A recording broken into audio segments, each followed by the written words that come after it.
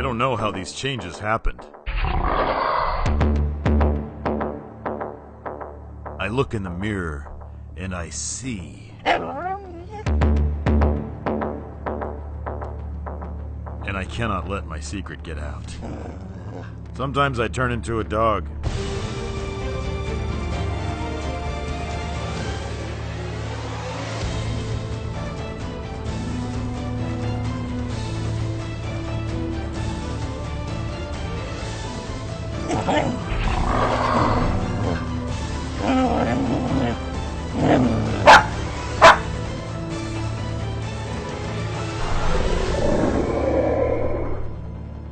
On the upside, I can totally lick my own butthole.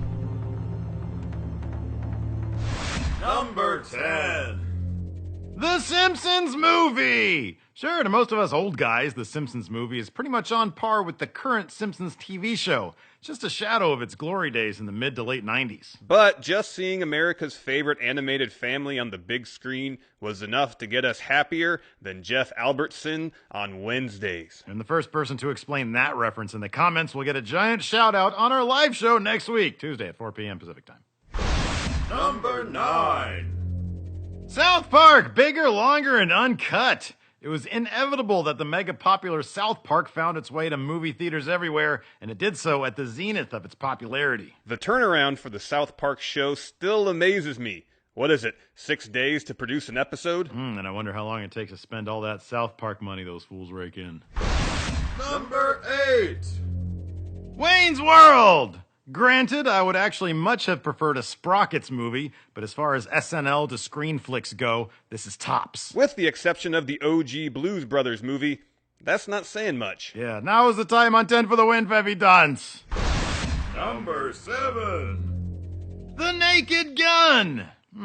Suddenly I'm craving some vitamin C, Larson. Well, you can load up on all your citrusy goodness with The Naked Gun, Steve. Starring Leslie Nielsen, Priscilla Presley, and prisoner 026489227. The movie was spawned from the short-lived show Police Squad in 1982, which is pretty crazy if you think about it. That'd be like someone making a movie based on Manimal. Which still may happen. I'm holding out hope for that.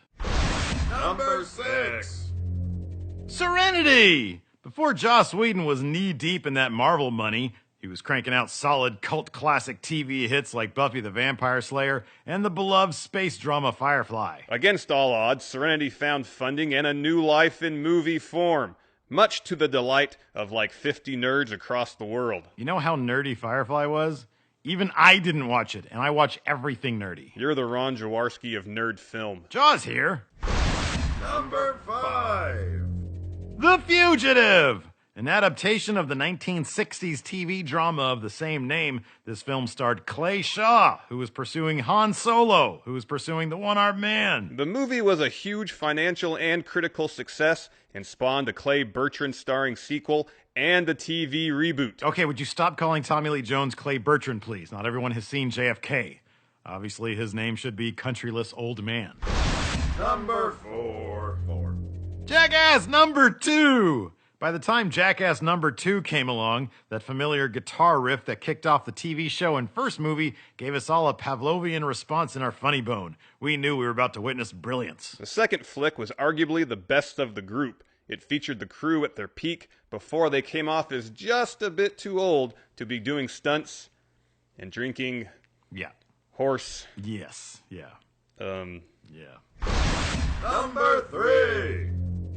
Borat! Have you watched the original Borat segments from Ali G lately, Larson? It's creepy how authentic Sacha Baron Cohen's Kazakhstani newsman came across in those episodes. He seems really, really legit. True, and although he was a tad more cartoonish in the movie, his gimmick was still real enough to elicit some of the most jaw-dropping, awkward, and hilarious hidden camera-type gags on an unsuspecting American public. Sadly, Borat's popularity essentially retired the character from screens big and small, but his contribution to pop culture will always remain.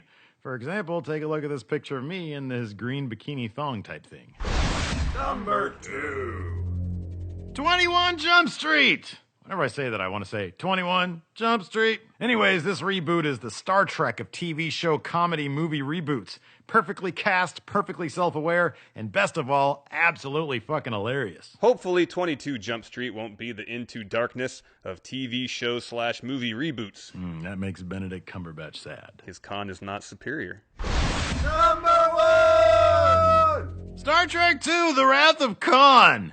If you guys haven't noticed by now, we're huge fans of Wrath of Khan. Since his debut in Space Seed on the OG Trek show, Ricardo Montalban's Khan has been, without a doubt, the quintessential Trek villain. The same, sadly, cannot be said for Cumberbatch's Khan in Into Darkness, which is a shame, because JJ's first Trek flick was actually pretty aces. I wonder if Cumberbatch had worn fake man cleavage like Montal Khan, would we appreciate Into Darkness more? Well, first off, yes, absolutely. But second off, that was all Montalban. That was no fake cleavage right there. Steve here. And Larson. Be sure to check out 10 for the Win live at twitch.tv/machinima every Tuesday at 4 p.m. Pacific time. Got it right that time. All the other dates in the spectrum, I'm going to put them down here, or maybe up here. Maybe on your face. Let's put it on my face. I'll put it right there.